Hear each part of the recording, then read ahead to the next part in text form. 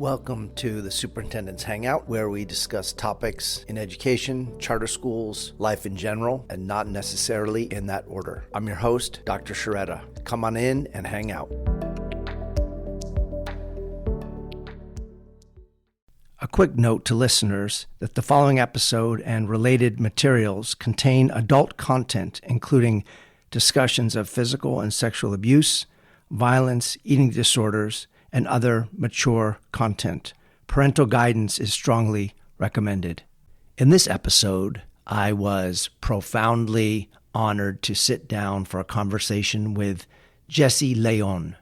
Jessie is author of the recently published memoir, I'm Not Broken, a book which Sandra Cisneros, the best-selling author of The House on Mango Street, says is, quote, a book for survivors and those who know someone they hope survives. Bodhisattvas all. Reading from the book's jacket, just an excerpt. Born to indigenous working-class Mexican immigrants in San Diego in the 1970s, Jessie Leon's childhood was violently ruptured. A dangerous and harrowing encounter at a local gift shop when he was 11 years old left Jessie with a deadly secret. Hurt, alone, and scared for his life, Jessie numbed his pain by losing himself in the hyper-masculine culture of the streets and wherever else he could find it: alcohol, drugs, and prostitution. Overlooked by state-sanctioned institutions and systems intended to help victims of abuse, neglected like many other low-income Latinos, Jessie spiraled into cycles of suicide and substance abuse. In this wide-ranging interview, Jessie and I speak about his memoir, which, by the way, is also a powerful story of hope and redemption and lives up to its title of I'm Not Broken. Jessie is also a social impact consultant to philanthropy and impacts investors around the country in their philanthropic work. He is a certified executive coach. He creates public-private partnerships, grant-making programs, and much, much more. A powerful and expressive motivational speaker, Jessie is able to make meaningful connections with a wide variety of audiences. Jessie's fluent in English, Spanish, and Portuguese, and is an alum of San Diego City College, UC Berkeley, and Harvard University. And in this interview, Jessie reads an excerpt from his book where he describes his mother's poignant reaction when she found out that he had been accepted to Harvard and would be leaving San Diego for the cold reaches of the Northeast and the city of Boston. I hope you enjoy this episode as much as I did recording it and having this conversation with the very, very inspirational Jessie Leon. I also wanted to acknowledge and thank my daughter Maya for her assistance in editing this episode. Welcome, Jessie. Thank you so much for your time this afternoon and coming in to hang out for a little bit. Thank you, David, for having me today. It's an honor to be here. I was wondering if you could start out by just telling us a little bit about yourself, about your life's journey, what's brought you to the present moment. And I know you have a long and winding road, and in a little bit we're going to get into your book, but your life is more than your book, and it's more than the events described in your book. So I know that's a loaded question. All right. So who is Jessie Leon? My name is Jessie Leon, born and raised in San Diego, California. In particular, downtown in Southeast San Diego. Never really lived in the suburbs. I am the author of I'm Not Broken, published by Penguin Random House, and No Estoy Roto, which came out in January of this year, which is a Spanish translation. I'm a public speaker. I'm a TEDx speaker. I work in the field of philanthropy, and I would say that my expertise is helping foundations, philanthropic institutions, and high net worth individuals and families create grant-making programs and social impact investments, either around affordable housing, urban redevelopment, mental health, access to mental health, especially culturally competent, gender-affirming, multilingual, trauma-informed care, and sex trafficking and human trafficking issues, as well as racial equity and educational equity. I have been back in San Diego a little over 3 years, right before COVID started, and started my own consulting company. And I'm living the dream, trying to live my best life one day at a time. How was that? That was great. I know we're just scratching the surface. We could go in a whole bunch of different directions from there, and we'll definitely put in the show notes for listeners, we'll put some of the links to Jesse's professional work. But you mentioned your book. It's a memoir. And I have to say, full disclosure, I was deeply moved by your story. I was equally moved by the fact that you narrated it yourself. I think that was a critical choice for those who are consumers of audiobooks, Audible, whatever platforms you get your audio material on. It took me half a page or so, and I was fully engaged. And I feel like I know you because I've listened to you for 11 hours. But what was the impetus for sitting down and writing this book? Because, you know, you're not to give away your age, but you've lived half a life already. And so at what point do you make that decision? That is a really good question. I get that a lot. I started writing my book right after my dad died. And he died at 103 years old here in San Diego. I was blessed to have closed his eyes when he transitioned. And at the same time, about a week or two after, there was a family member who I saw the signs that this family member was struggling with what I thought was an eating disorder. So not included in my book because of the editing process is my struggles with bulimia and my own issues with eating disorders. Because when you read my book, as you have, being a survivor of sexual violence, sex trafficking, and childhood sexual exploitation, how my body looked and how you perceived me was extremely important to me.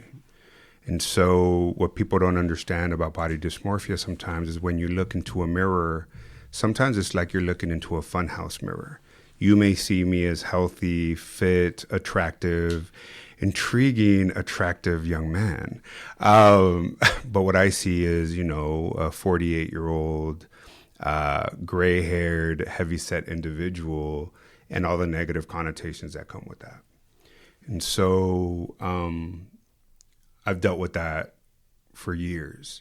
And so when I saw this family member struggling with what I perceived to be body issues and body shaming issues that she was experiencing, especially in school, I asked for permission to speak with this individual in my family, and I was told that I couldn't. That it wasn't my place to disclose my personal story.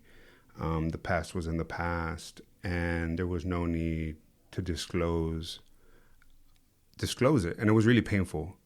And it wasn't rejection. And I understand why that decision was made. I understand why the request to not disclose. But at the same time, it left me with a bunch of other questions. What happens 3 generations down the road of family members? Will they know where we come from? Will they know where their great-great-great-grandfather was from? Will they know that both of my grandmas are full-blooded indigenous women of tribes in Mexico and are Chinese ancestry due to the Chinese Exclusion Act? Will they know that their great-great-great-great-great uncle went to Harvard and what that journey was like?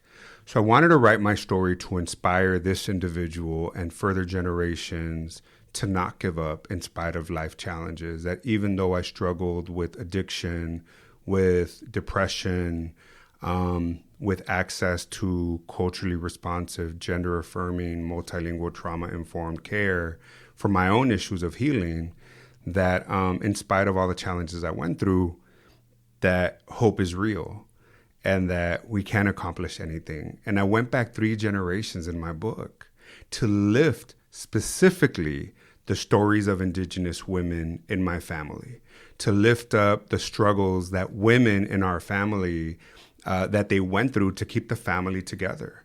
And so I wanted this specific family member and generations to come to have a documented history of the family and our journeys of resilience, grit, to not give up and to find hope that we can succeed and we can overcome these barriers. So that was really the original impetus for me to write my story. I didn't have the intention of publishing. I didn't have the intention of ever finding an agent.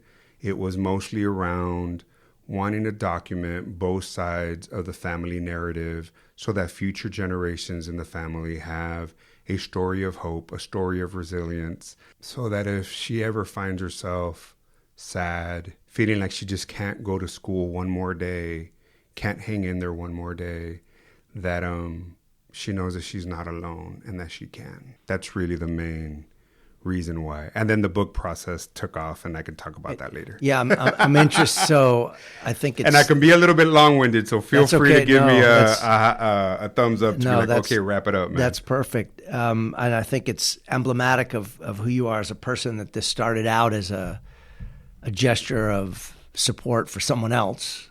Yeah. Which has been my entire career.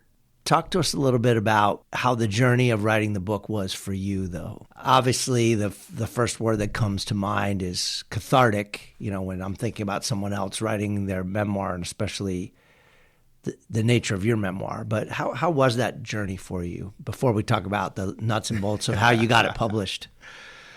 Well, being in recovery, first and foremost, for anyone that reads I'm Not Broken and No Estoy Roto, I actually chronicle the journey of recovery and what it was like for me getting clean and sober at 18 years old.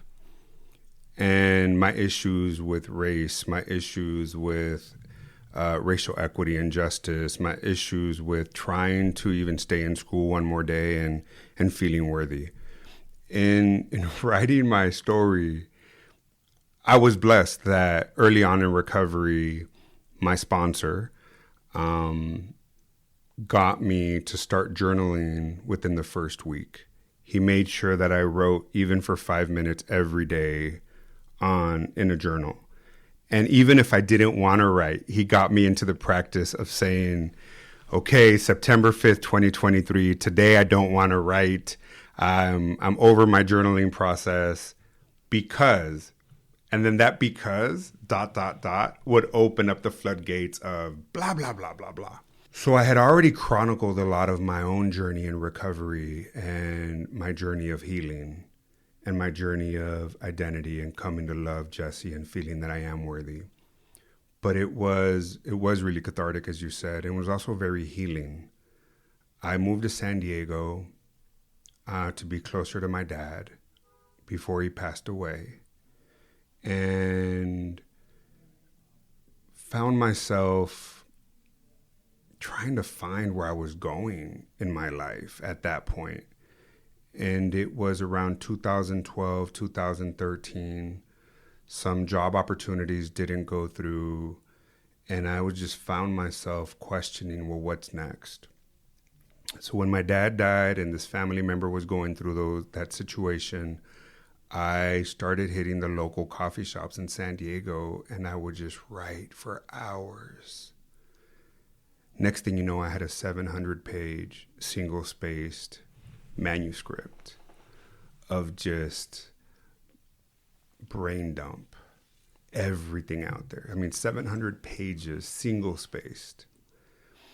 And that wasn't just here in San Diego. So I eventually left San Diego. I got a job with the federal government. I worked at HUD.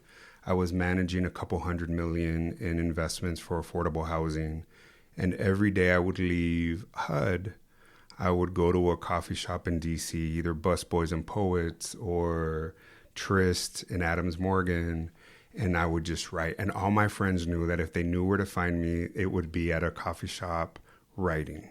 And at that point, I was interested in potentially publishing my manuscript. And so a fellow author, Malina Alegria, I kept asking all these authors about the book writing process. And I was asking, and I was blessed that 2 out of maybe 100 authors actually responded. One of them is my good friend Malina Alegria, who wrote Quinceañera, and she's also an educator, bilingual, amazing teacher. I got to introduce you to her. And another one is Reina Grande. And so Malin said, you'll know when you're done. Mm. Next thing you know, 700 pages, I knew I was done. And then started the editing process. And this was before ChatGPT, so you couldn't have it dilute, or what's the word I'm looking for? Distill your 700 pages into 250, right? You had to do it yourself. Yeah, exactly. Did it myself. I actually reached out to 2 friends. One of them, Erika Gonzalez, there's these people that came into my life throughout my entire journey that I call angels that came into my life at different moments, which I call moments of magic, and people that believed in me. And Erika Gonzalez is one of those people who took the time and read all 700 pages. Wow. And she printed them out and marked them up with red ink. And then when her red ink would run out, with blue ink pens, and we walked through it. And I brought it down to about 420 pages, double spaced. And then that got edited down. But it was still a healing process, and it was still, a journey. So let me say this, for any listeners that are ever thinking about writing their book, write it. I tried Post-its on the wall. I tried outlines. I tried reaching out to different authors, asking them about their journey and how did you do it and what was it like? And very few did reach back out. And so for me, it was just start writing. It's not going to get done unless you start. And so, there was no ChatGPT. There was none of that. It was working with a friend on the editing process. And then when I finally thought it was time to hire an editor, this editor worked with me, and it was pre-George Floyd. And she helped me clean up my manuscript, but then I couldn't find an agent. And I don't know if this is the path you want to go down. Yeah, I'm intrigued by it, right? Because one thing is a story that you write to help a family member, and another thing is a cathartic 700 pages. But from there to the product, right, that we're consuming is a long journey. So the original version was very raw, and it was very healing to just write. So for anyone interested in writing a book, I had to write the book as if no one was ever going to read it. Mm. I had to just write. I had to be vulnerable. I had to get those emotions out. Not pen and paper. I had to type out all of those emotions as if no one was ever going to read it, so that I can just be true to myself, true to my emotions, and true to my journey. The editing will come later, and it did.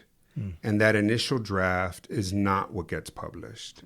So this, I remember Reina Grande was introduced to me, and I finally got a chance to meet her and say thank you before my book was published. So I had reached out to Reina Grande, who's this amazing Latina author who wrote A Dream Called Home, who wrote The Distance Between Us. She wrote Somewhere We Are Human, and she wrote this historic fiction called A Ballad of Love and Glory. And Reina was one of 2 authors that reached back out, and I asked her if she would edit my 400-page manuscript. And it's not cheap. Right. And she, most editors and writers will charge a certain amount per page. And she was willing to give me a good deal. But she said, I just don't have the bandwidth, Jesse. But I was blessed that she didn't stop there. And so Reina introduced me to one of her editors. And this editor, I hired her, and she literally read my manuscript, and we brought it down. She helped me clean it up. Once again, this was pre-George Floyd. And I don't want to say she whitewashed it. She made it more palatable, I guess, for the... for a broader audience. For a broader audience. Great response. That's code. That's code for a lot of stuff. I love that.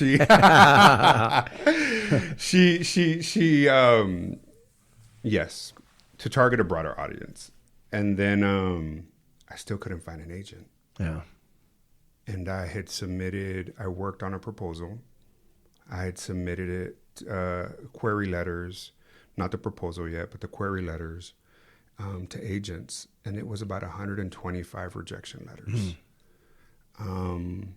Most generic. Every once in a while, I get a personalized response or a phone call saying that they were deeply moved, but it's just not something they could take on. And then I got a call from some, and anyone that's interested in the book writing process, I do talk about it in detail in my acknowledgments.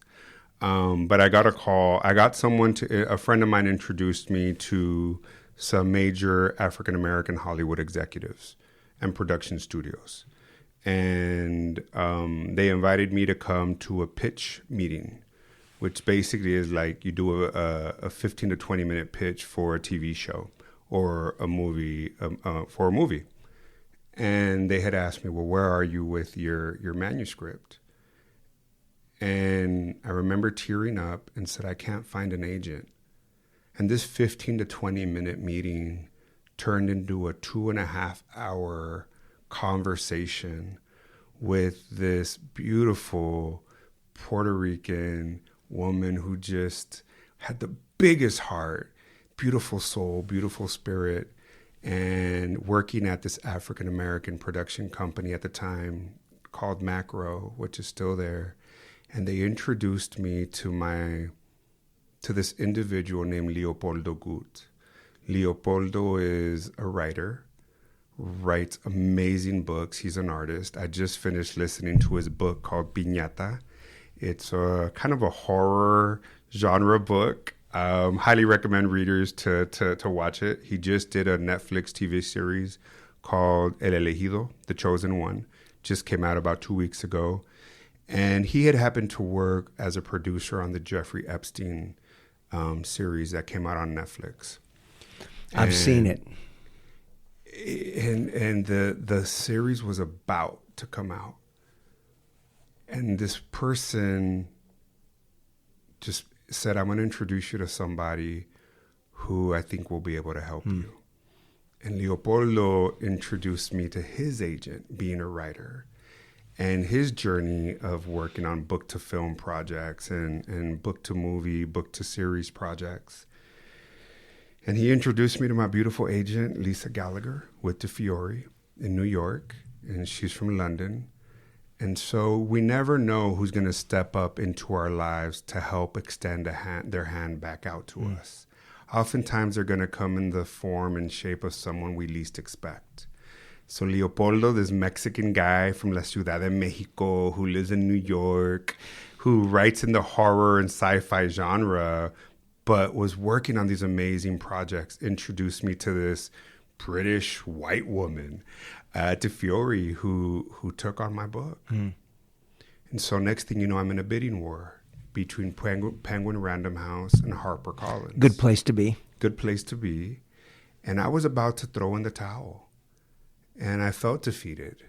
And I felt like no one's ever going to want to tell my story, read my book. No one cares about a drug-addicted Chicano from the barrio who ends up homeless and dealing with substance abuse issues because he was sex trafficked at such a young age. And my journey of hope, strength, resilience, and winning my life back. And the people that supported me to be able to go to community college, UC Berkeley and Harvard. But she did. And he did. And next thing you know, so I picked Penguin Random House because they were willing to produce both books in English and Spanish. I'm Not Broken and No Estoy Roto. And they also agreed to allow me to narrate the audiobook. And I love audiobooks. And the reason I decided my non-negotiable was I must read my own audiobook, because I've listened to too many audiobooks where the narrator butchers either the Spanish language, butchers Chicano Spanglish, and just doesn't capture the essence. And I didn't want to be that author.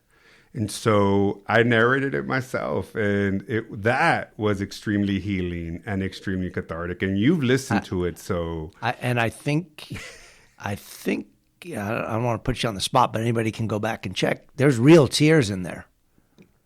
That's not acting tears. That's because you're either an amazing actor in the audio world, or you were just fully in the moment crying when you were recording. I was. Wow, you're bringing that emotion back up. I was fully in the moment, and probably more so in No Estoy Roto, the Spanish version.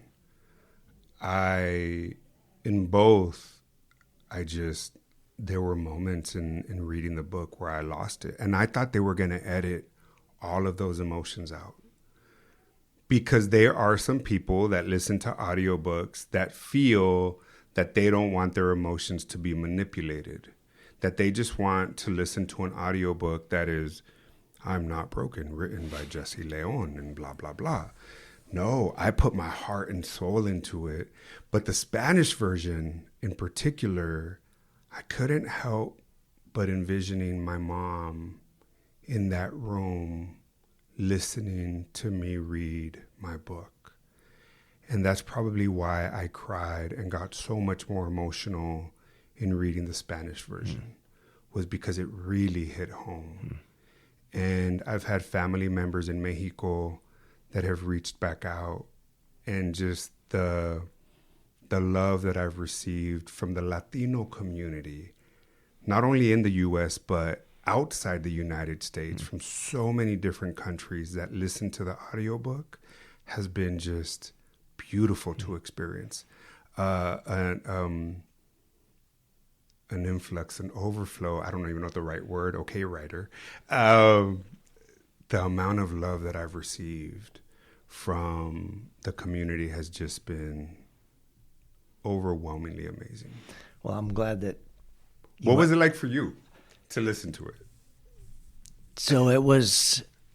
So before I answer that question, I agree with you on your sentiment about narrators.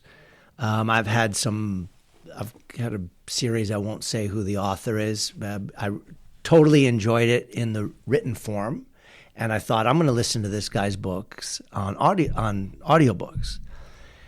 And they had a guy narrating, and some of the stories they're novels. It's a trilogy. They take place in San Diego. They mention areas close to where we're recording here. And I'm in the fictional dream, which is what every writer wants their listener or their reader to be in, whether it's fiction or nonfiction. And then the mispronunciation comes of either just one word, or they try to, or a bad accent or something. And I'm like, I'm done. Right? I'm done. It kills it. I'm done. Totally I'm done. Like, right. Because it killed I already had it in my head from before, right? In my heart. So I'm with you on that. How was it for me to listen to? I didn't know what I was getting into, because the reviews had said that the book was graphic, and there's levels of graphic, right? There's gratuitous stuff that sometimes gets put into books, and I wasn't that interested in that, right? But then when you started to narrate it, I felt like after a couple pages, I'm like, this is some guy I'm sitting next to in a bar who's telling me about his life. And so the 10, 11 hours, whatever it was, went by super fast. I listen on my commute and then on my runs. It brought up a lot of stuff. I'm not a really a guy who gets emotional about things too often, but there were parts of you reading it when you were narrating that I got emotional. I don't think that would have happened with me reading it in the same way, perhaps. I don't react the same way, but there were some parts, I think in a little bit you're going to read a scene with your mom when she finds out about you going to Harvard. So that one got me. And some of the other scenes, kind of some of the negative stuff and the traumatic pieces of the book.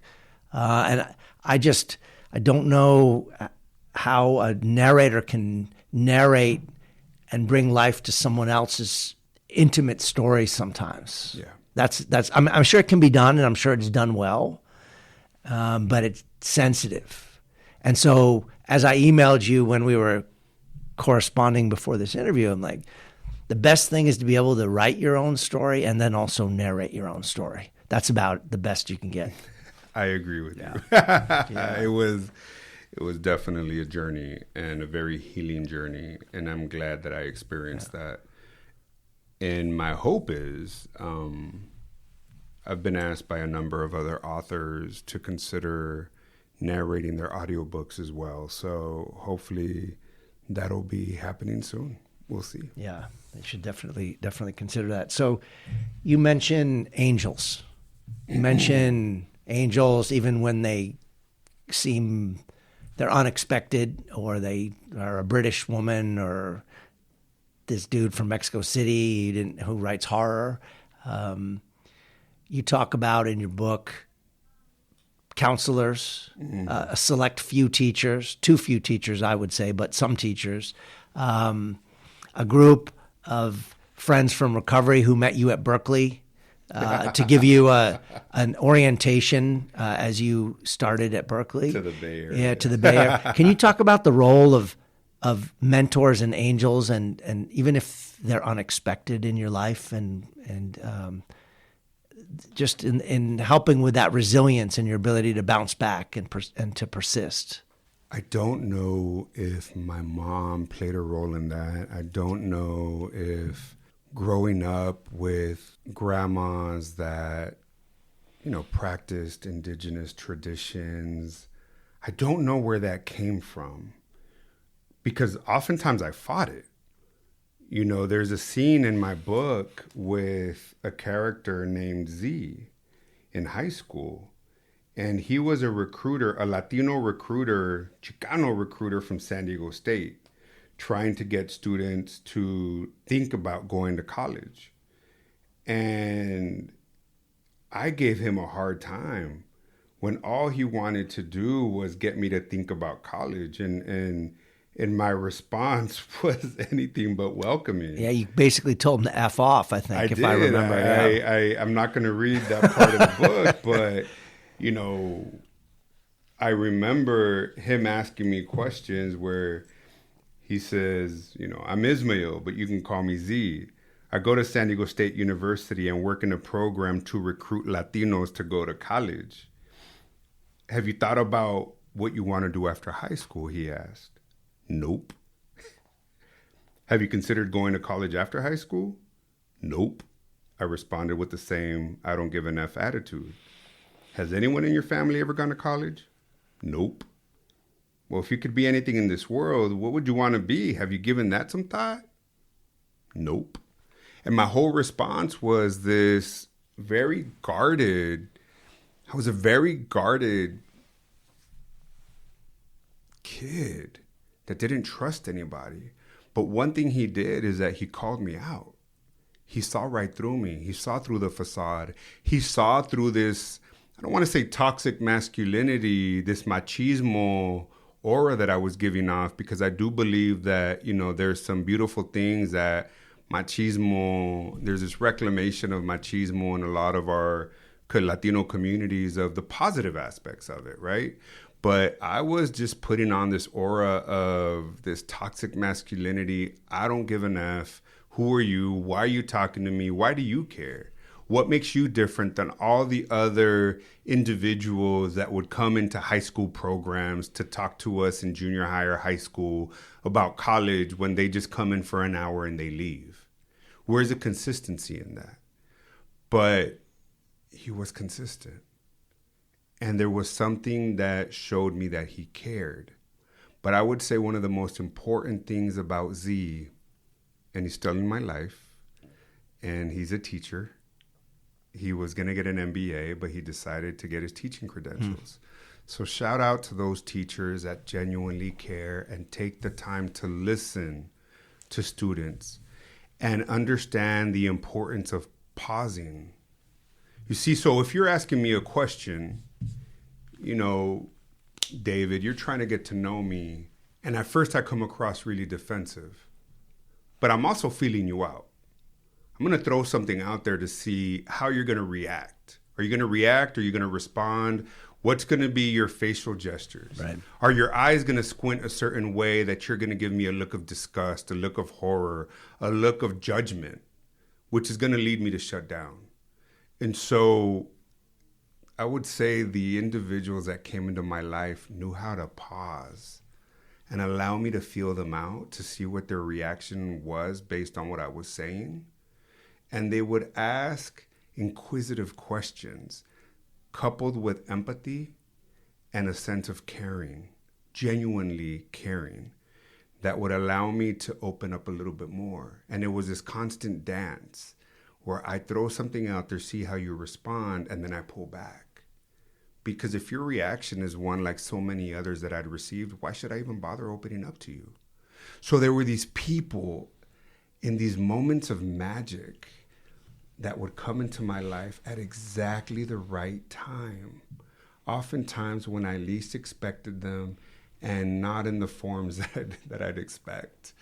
And there were also certain people that in my life that just didn't give me the time of day. Yeah. I remember stories, I don't want to say the name of the school, but well, people can, Gompers in those days, a different school than it is today. It wasn't a charter back in those days, but stories about you, I think 7th grade, if I recall correctly, but every day, hey, can I use the bathroom? Go to the bathroom, get drunk, get high. Not one time did anybody stop and go, hey, man, this like skinny little 7th grader is smelling like weed every day. Yep. For a whole year. That's exactly what Gompers was like for me. And it taught me, and you're looking back, the amount of disconnect. Apathy, right? Yeah. That can exist. And no one did anything. So Gompers, we were talking about just well, you mentioned your friend and mentor who decided to become a teacher, and that's the positive end of influence of a teacher, but you ran into apathy. So talk to us a little bit about your time in 7th grade, which seemed to be a blur of getting stoned, getting drunk, and just putting on a real tough facade that year. And it's interesting because when I look back, in 7th grade, I was 11 and 12 years old. So when I look back at, I'm not a parent, but I'm an uncle. And I sponsored a lot of people of many different ages. And when I look, you look at 11-year-olds and 12-year-olds, I mean, they're kids. And I was a kid.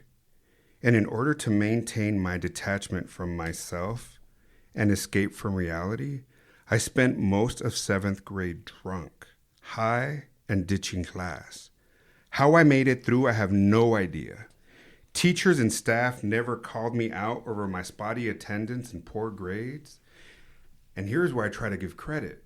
Maybe the teachers were too overwhelmed themselves to get involved or to pay attention. But my 7th grade teachers had no impact on my life other than being examples of disengaged and uncaring adults.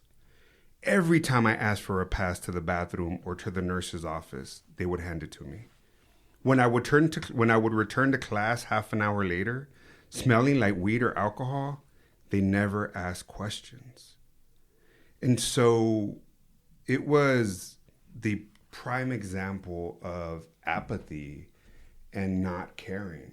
And I often wonder what would have happened in my life what would have been different in my life had someone actually cared enough to ask or be there when my mom was begging for help, when my mom was reaching out and saying, mi hijo está cambiando muy rápido, no sé qué le pasa. Like, he went from being a loving, nerdy kid to this wannabe cholo from the barrio trying to put on this aura of like toughness when I went from being a loving, studious, nerdy, caring kid, man. Yeah, you were. That was your nickname, right? Nerd. Yeah, my nickname was Nerd. And, you know, my brother still calls me Nerd. My best friend, Ariel, in the book, still calls me Nerd.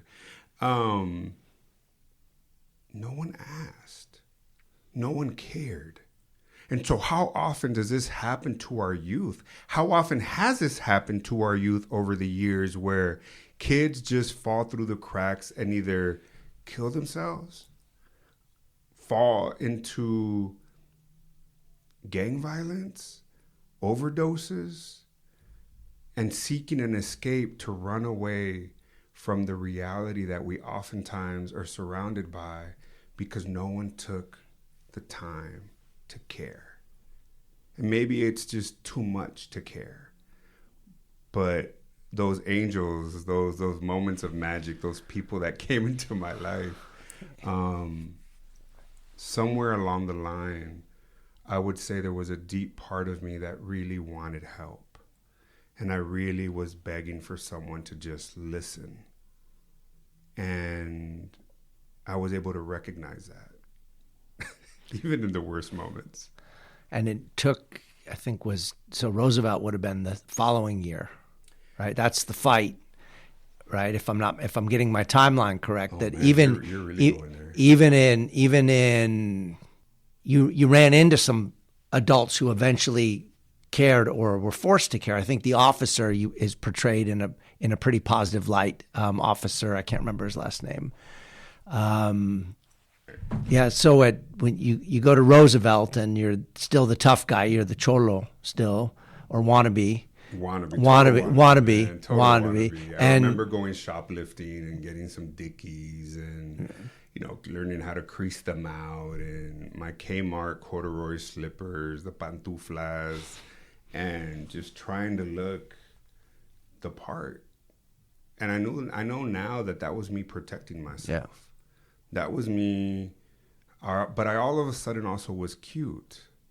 And girls started to notice me. No one notices the nerd, at least not back then. Being a hipster, nerdy nerd was not trendy back then. And so that negative behavior was rewarded.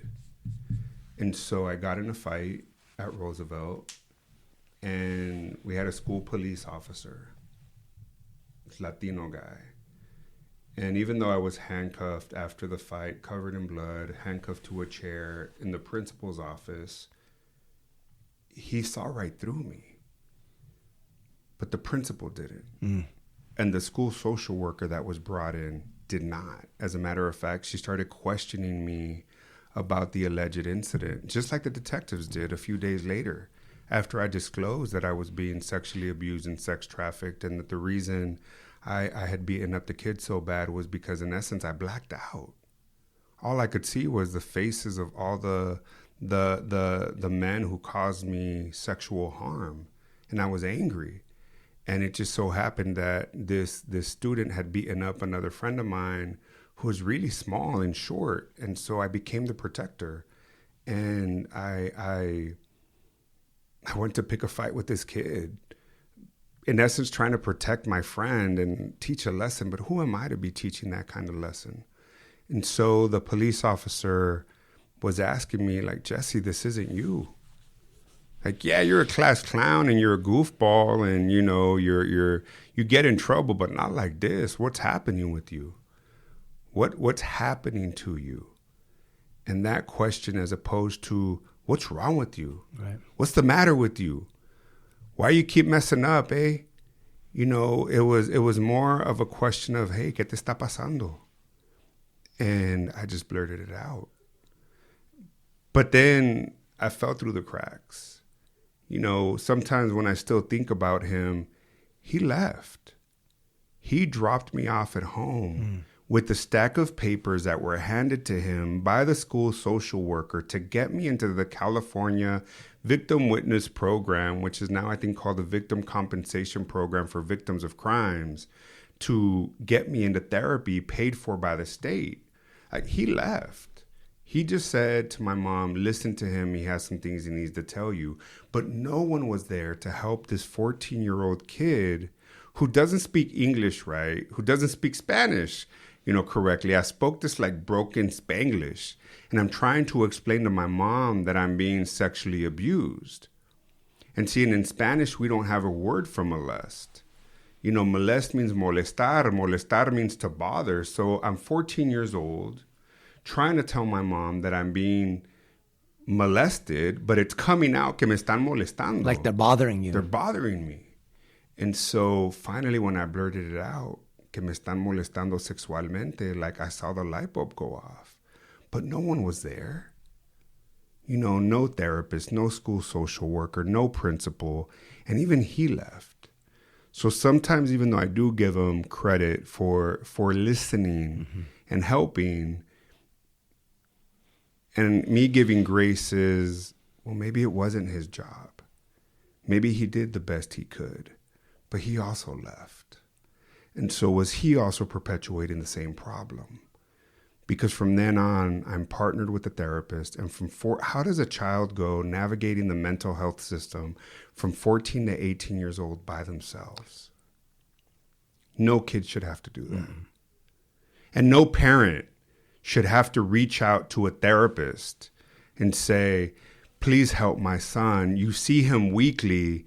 He's using drugs. He tells me that you're using drugs and you don't do anything.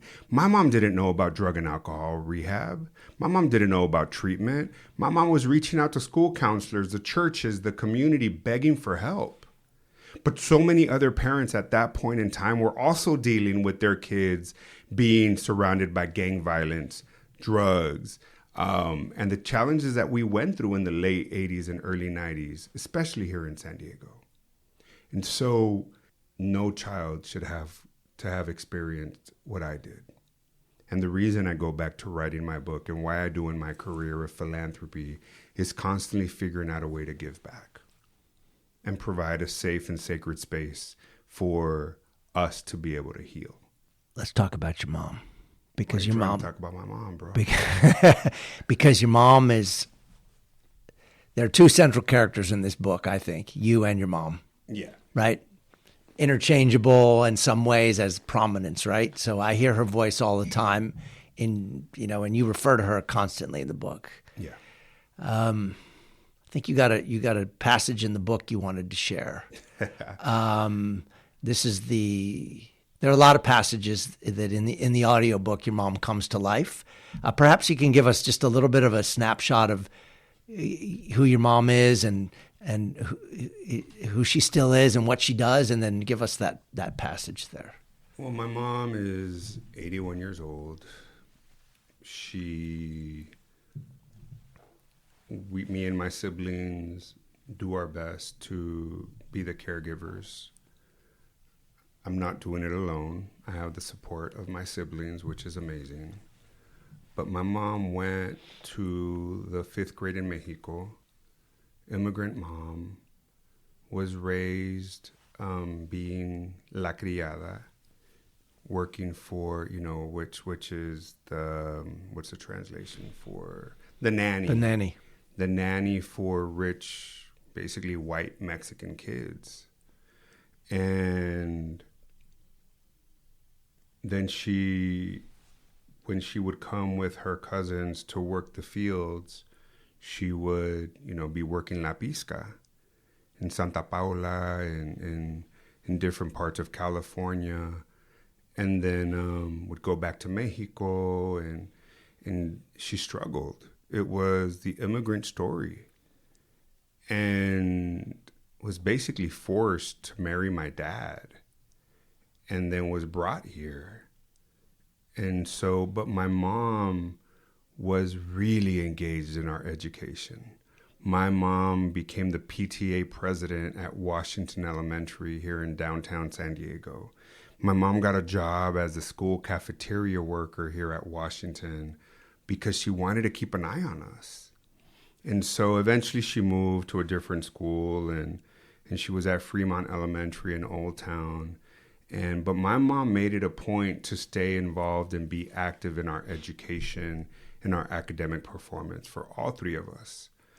But I think the hard part for me, and the reason I wrote the book where my mom is the central character, is to inspire other moms to also not give up hope.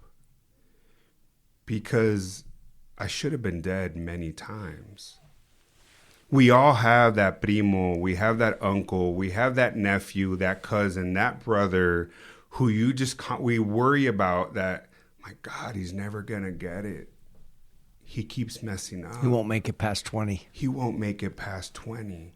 I was that person in the family. I didn't think I was going to live past 16. Then all of a sudden I make it to 18, and I didn't think I was ever going to make it. And so I also wrote the book to inspire families and mothers out there. So one of my best things to do is book clubs. Yes, I'm a paid speaker. Yes, I did a TED Talk here in San Diego. I travel a lot to speak at different school districts, and I'm a consultant to both federal and state governments around human trafficking and a number of different issues. But what I love is when I speak at book clubs, especially of Latina moms that read the book, because they will be asking the most amazing questions and they understand the nuances in the book. But yeah, let me read this one part, which is about my mom and how she found out about Harvard. The day before I was to leave for Harvard, I was picking up my mom from work when the secretary of the elementary school explained to me how Ama had finally accepted that I would be leaving. Ama had been sitting in the school cafeteria during her break between the breakfast and lunch shifts when the secretary walked in. So, she was the school cafeteria lady, the lunch lady. Ama was wearing her hairnet and a work apron over her usual flower-patterned blouse. She sat on a plastic school lunch bench in the middle of the cold, drab, concrete room. She was crying, all alone, with her head between her hands. Shocked, the secretary asked my mom, "Espi," short for Esperanza, "why are you crying? Are you okay?" "Es que mi hijo, primero lo perdí a las drogas, luego se me fue para Berkeley, y ahora se me va a una escuela en Boston que se llama Harvard. ¿Por qué no se regresa aquí a estudiar para estar cerca de la familia? Aquí está la mejor universidad en San Diego." Ama pleaded in Spanish. "Why didn't I come home and go to school close to my family? I mean, the best university was here in San Diego." The secretary hugged Ama while she sobbed and asked her, "What school did you say your son is going to?" Harvard, se llama Harvard en Boston. Solo Dios sabe dónde queda Boston. Me dicen que está muy lejos, hasta allá, cerca de Nueva York. ¿Usted se imagina? Nueva York. Hace mucho frío por allá y se me puede enfermar. The secretary held her by the shoulders, looked at her tear-covered face and directly into her eyes and said, "Are you kidding? It's Harvard." The secretary then went directly to the teacher's lounge and wrote on the board, "Please congratulate Espi. Her son just got accepted to Harvard." And so everyone did. Teacher after teacher, and even the principal came to congratulate Ama that day. Her tears of sadness turned into tears of joy. She looked up to these teachers, and she finally began to understand that Harvard was one of the best and most prestigious schools in the world. And her son, who she had sacrificed so much for, was going to be attending Harvard. And that's probably one of the many parts, but one of the parts in the book that I love reading, because I think it captures the essence of the immigrant student, the student from a low-income community, where oftentimes we're going to go to school and we're leaving to university, but our parents who went to just elementary school have no clue what Harvard means. Oxford, Yale. Yet also, community college was a big deal. And so one of the things I tell students when I go speak, and even if you're in a trade school and you're learning welding, mechanic, auto shop, you're still in college.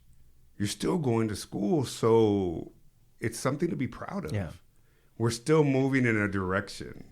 And for those of us that hit bottom, the only way to go is up. I can see why you're a hit with the Latina mom book clubs. And afraid of the kid getting sick, or are you going to have enough to eat? ¿Verdad? Ay, se me va a enfermar. ¿Quién le va a hacer caldo de res? If they knew, if she'd known how much food there was in college cafeterias, right? Thank you for sharing that. That's very heartwarming, and I want listeners to know the book there's a lot of moments like that in the book. It's not all heavy, right? It's an uplifting story. It's things have to get dark to get light. Oh man, there's parts in the book that people that can relate were like, oh my God, you had me laughing in that part of your book. Oh my God, that part. Sometimes it's parts that I didn't even anticipate. But I also touch on some issues of identity. One of the themes that comes out for me is the fact that San Diego's geographically, the areas that you describe in the book, it's a fairly small footprint. Mm-hmm. But you go to I don't know where it was, Paradise Point or something, to play volleyball with a recovery group, Crown Point, with a recovery group, and you might as I'm listening to it. You might as well have gone to another country, really, right? And you're like 6 miles away, and it's just a different world. Or you go to order a sandwich with a friend from, I think, San Diego State or something. Your ex-girlfriend, and she's like, "Hey, do you want this with what kind of cheese you like?" You're like, I don't know. I don't know what provolone is.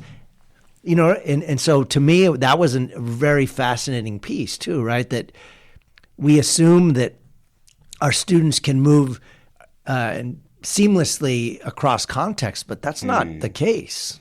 Just because you're in San Diego, I mean, it's true. I mean, there's a lot of San Diegos. Yeah, and back then, south of the 8 was a whole different part of San Diego. Highway 15, Highway 94, 805, the 5, Chula Vista, National City, Southeast. It was those of us that probably lived south of the 8 never had to go north of the 8. Yeah. And, I never went to La Jolla. But yeah, Crown Point volleyball was definitely a trip. It was probably one of the most eye-opening experience. And thank God for all those youth that were in recovery that taught me that it wasn't about age, race, sexual identity, creed, religion, or lack of religion, and that they just accepted me. I'm playing volleyball with my Dickies past my knees and my knee-high white socks and my pantuflas. Totally not looking like someone that should be on a volleyball court, right? But it was those people in recovery that took me under their wing and taught me that a whole different life is possible. Have there been any unanticipated reactions to you writing this book, either positive or negative, from people close to you and or people not close to you? The amount of love that I've received has been just amazing, overwhelmingly, inexplicably, just beautiful. The positive has just been the overwhelming love and support. I'd say not so much a negative reaction, but a lot of people want to just focus on the human trafficking component, which is very well needed. And my TED Talk is about sex trafficking, the lost boys. And it's giving voice and elevating the issue that boys also fall prey to sex trafficking. That in San Diego alone, according to the FBI, we have almost 8,000, victims per year. We're ranked 13th across the country. And, boys are also trafficked, yet we rarely get talked about. It rarely gets discussed. But the book also touches on educational opportunity and success and redemption and second, third, fourth chances and believing in our youth, and a book of inspiration and hope, right? Travel. How does a kid go from the barrio to, oh my gosh, living in Spain for a year and then going to visit these places like the underground cities of Cappadocia and Turkey and taking photos in front of the Eiffel Tower? Like, to most other people, maybe that's a normal thing to do when you graduate high school and you get a Eurail pass because your parents brought you a trip to go travel through Europe with your friends and buddies. No, that didn't happen in my life and in my community. But it did become possible just because I went to school and I was able to take advantage of the different programs that existed out there, and I remained teachable. Wow, I think that's the key, is being able to remain teachable and humble and know that I don't have all the damn answers, nor do I want to. And so the negative is probably not that big of a negative as much as,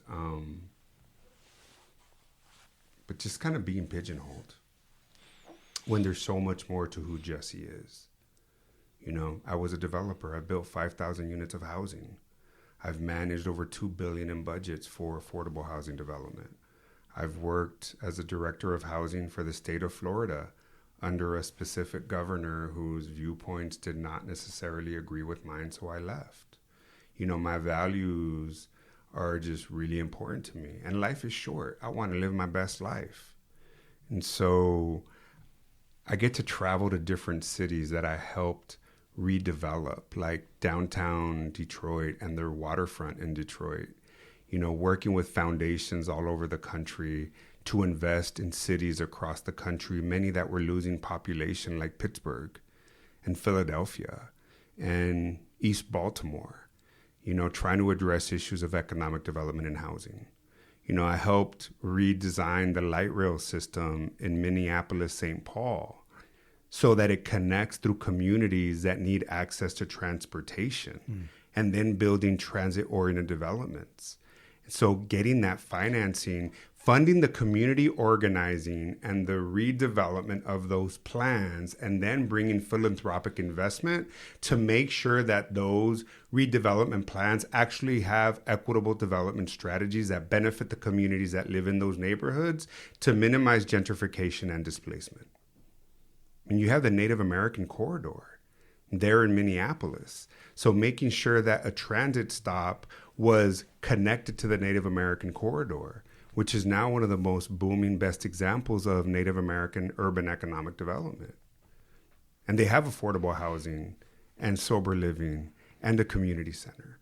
So being able to look back and travel to these places where sometimes when I feel like I'm not having an impact, I can look at something and say, wow, I had something to do with that. Or when people call me and say, hey, Jesse, they hit me up on Instagram or social media and say, I gave your book to my sister who has been struggling with substance abuse for years, and she now has 67 days clean and sober.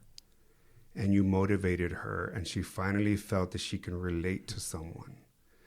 That is priceless. You cannot put a dollar value on that. So the positive far outweigh any negative.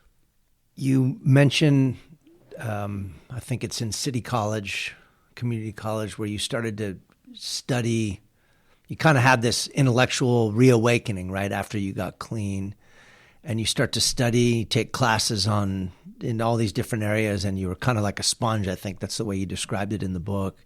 And you talk about your discovery or rediscovery of the Spanish language and a reflection on what you characterized kind of as subservience built into the Spanish that you had grown up speaking. And I was wondering if you could talk about the difference between mande and que and como, because that really struck me in listening to that, and that was something I had never even given any thought to.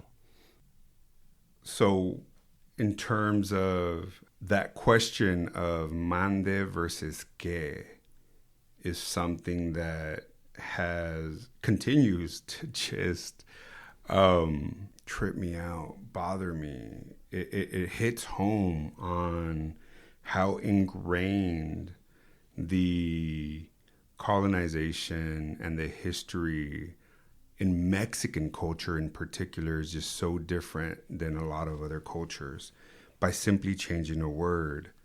And so on page 186 of I'm Not Broken, I talk about how community college just changed my life. It was so different than high school. It was so different than junior high. Professors cared. The EOPS counselors cared. And so I write here, my desire to learn was reinvigorated by my professors, who encouraged me to research and pursue new interests. I enjoyed being back in a library like when I was a kid.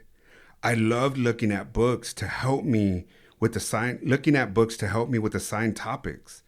I loved being encouraged to come up with my own conclusions or interpretations of historic and current events when professors would ask me, "So what do you think about that, Jesse?"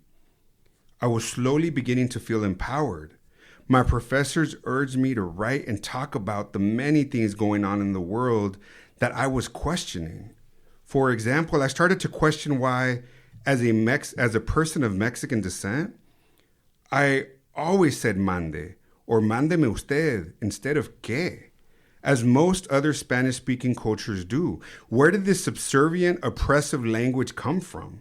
Why is it specific to Mexican culture? It made me angry to realize how deeply servitude and subservience had been ingrained in my people by colonization, demonstrated just by the shift of a simple word from what? Que? To order me, mande. And so no other culture uses mande. And if I even think about saying que to my mom, it's like a total sign of disrespect to my tias and my grandma. How dare I respond with que? Yeah. It sounds so, eres un grosero. No tienes respeto.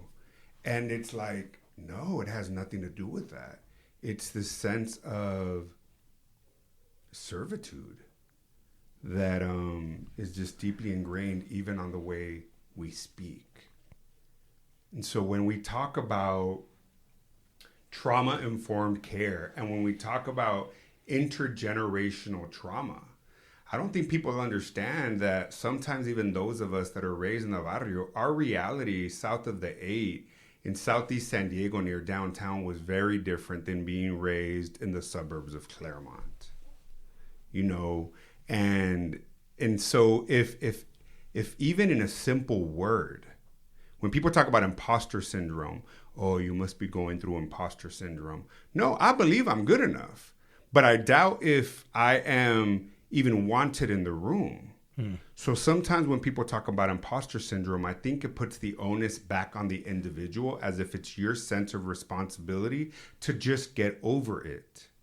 But if even the language in which we speak is made to make you feel subservient, or the psychological ramifications that it may have over generations, don't come at me that it's an imposter syndrome. How do we set up systems in place that actually communicate messages that you're just not good enough? Even by a simple use of one word. That my job is to be subservient to you. So I'm never going to be at an equal playing field as you are. And so before I start placing that kind of responsibility on individuals to say, oh, you're just suffering from imposter syndrome, you are good enough, I think that there's also external factors that must be taken into place. And there's a lot of African American academics that are actually trying to dismantle this whole imposter syndrome trend that's going on. Because yes, I deal with self-esteem issues. Oftentimes I feel that I'm not worthy, but I'm constantly having to work with myself and positive affirmations that yes, I am worthy. But when you go out in the real world and you continue to hear certain messages, or our youth do, that we're not wanted, that you walk into a store and you're being followed just because what you look like, that message is real. And so I think it goes beyond placing the onus on the individual. So yeah, sorry for that little rant. No, thank you. Thank you for, that's the beauty of this format. We can take it in all different directions. Man, tell me to shut up. No. That's part of the beauty of this. I have a couple more questions for you. Cool. I wanted to thank you again for the generosity of your time, and just to reiterate that for our audience, I highly recommend I'm Not Broken. I never recommend books on here at all. And so the reason I say that is because of the deeply moving aspect of it that leads to a place of transformation and hope and light, and gives a picture of a world and of a San Diego that I think often gets glossed over. And in the education realm, I'm hoping that educators will listen to this and think even more carefully about where our students come from and what their experiences are. So I see a lot of that reflected in this story. Wow, thank you. Yeah, but I wanted to ask you, who are your role models? Where do you derive your strength, your hope? I know you mentioned a best friend from the book, Ariel. And so that name I came up with because I love The Little Mermaid. And we watched The Little Mermaid together. So I had to change everyone's names for safety reasons. And so it was just really clear that when I had to pick a name for my best friend, it would be Ariel. And then there were other names like Hope. Right. And there were names that I would tie them to words of positive affirmation, even Nia in the translation. So, but back to my inspiration. Your inspiration. My role model. Yeah. Oh, wow. As I said, it's important that I remain teachable and I remain open to what the universe brings me. And I'm trying to believe that the universe is conspiring in my favor. And so even though somebody may not appear to be a role model, 5-10 years ago, that maybe relationship at work didn't necessarily work out, or it wasn't a place where I needed to be, there were lessons to be had by those individuals. Some people teach us how we want to be, and then other people teach us how we don't want to be. And I need to remember that. So my mom, hands down, bow down to my mom, love her. She's probably the best role model. She never gave up. That's the queen right there, my mom.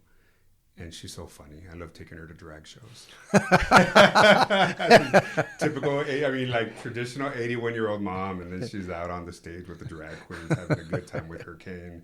My mom, my first sponsor, and the many sponsors that I've had over the years that practice a program of recovery and practice the principles of recovery. Have some spiritual elders that I turn to for guidance. I love doing sweat lodge or inipi, temescal, depending on the tradition in which you follow. I love doing sweat lodge. It gives me, when I can connect sweat lodge with mental health therapy. Let me back up. I've had good therapists and I've had bad therapists.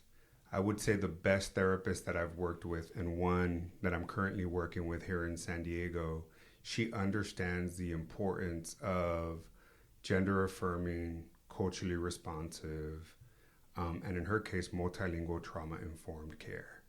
So when I talked to her about going to visit a friend in Bend, Oregon, and doing 4 days of sweat mixed with EMDR or brain spotting, which is a certain type of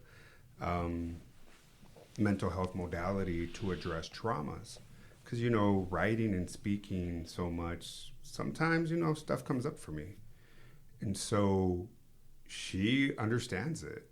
And that's beautiful. So who are my role models? They come in many different shapes and sizes. In terms of the literary world, Leopoldo Gut. I definitely encourage anybody to read. I never was into the horror genre. Oh my God, he's an amazing writer. And his book, Piñata, was amazing.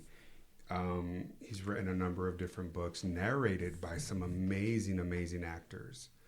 Reina Grande, hands down, as a Latina author, not so much because of how she writes, but how she's there for so many other authors and gives of her time freely to encourage other authors of color to just not give up.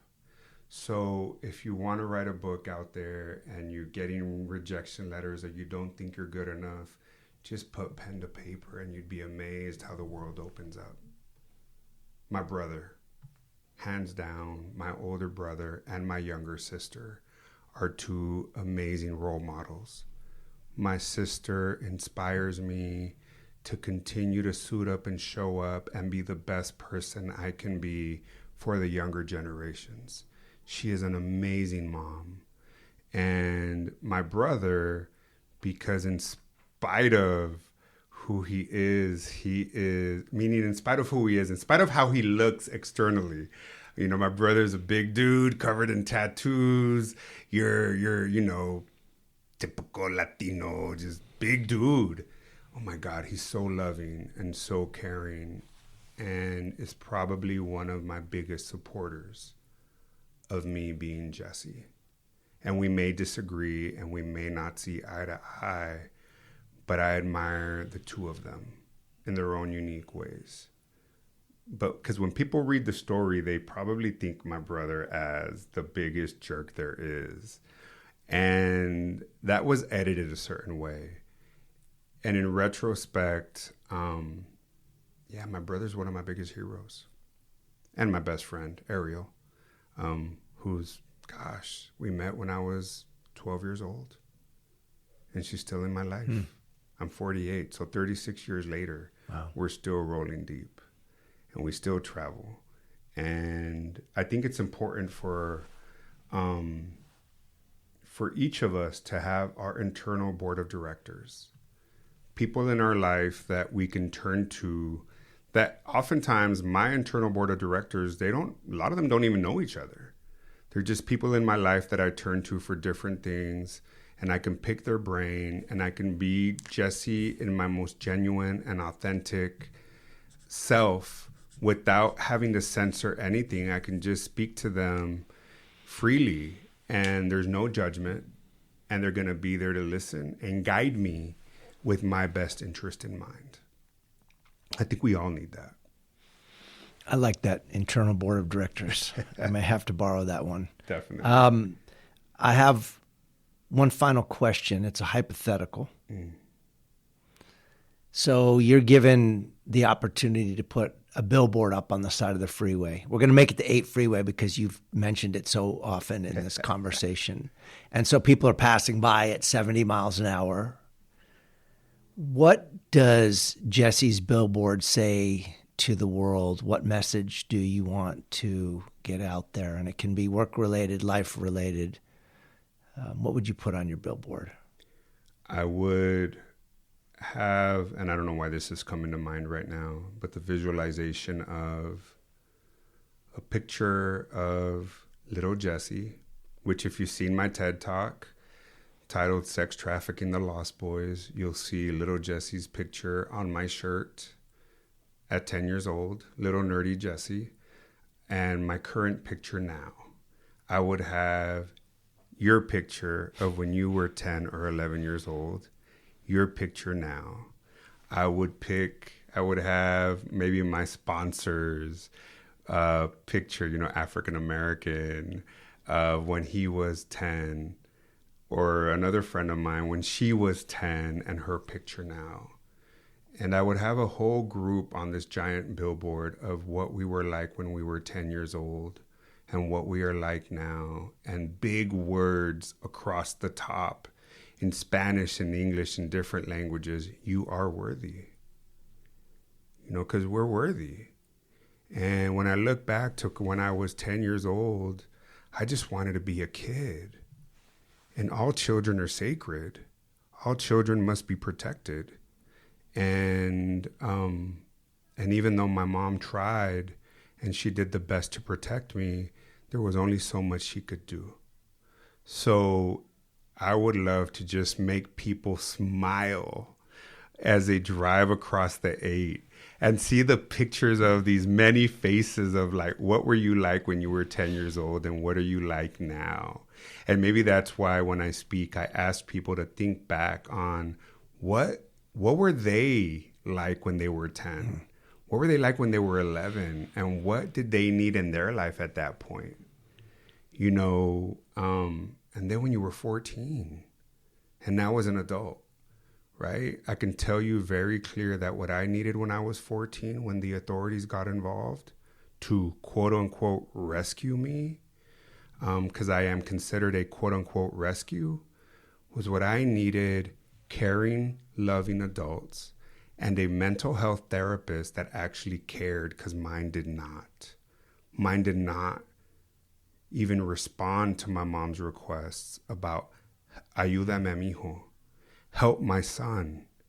He's addicted to drugs and he's changing and he needs help, and help me. You're his therapist. You're getting paid to help him. Why can't you help? She never once recommended drug and alcohol treatment. She never stepped in and requested a family therapy session. She didn't care. I was simply a paycheck. And no child, no family should ever have to go through that. So what I needed was people to listen and care in a gender-affirming, culturally responsive, multilingual, trauma-informed way, because it wasn't available. But luckily, I did find it.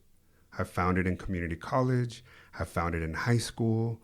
I found it in my sponsor and the community of people that surround me. And I just still in my life continue to find it and just need to remain teachable. Thank you so much, Jesse. It's been an absolute honor to have you in the conversation today. And everybody, check out I'm Not Broken anywhere you get books. I highly recommend the Audible version. Yes. So you can get the narration for those who like to consume audio. We'll put all your contact information, your social media contacts in the show notes. And thank you so much for your time and sharing of your life. Thank you. Thank you so much, David, for having me. And to all my listeners, you are worthy. You matter. You do belong. And hope is real.